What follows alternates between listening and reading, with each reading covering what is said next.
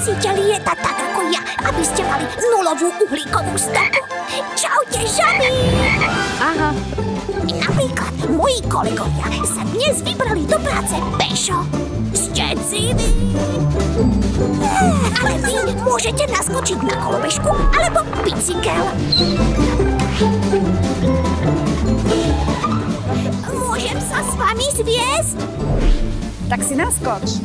Á, náš bububus.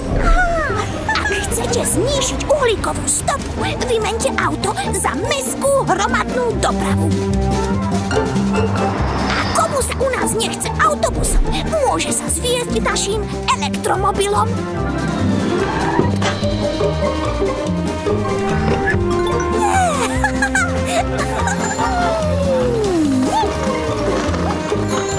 Káva, to bude poriadne nabudený. V téčku znižujeme uhlíkovú stopu pre lepšiu budúcnosť našej planéty.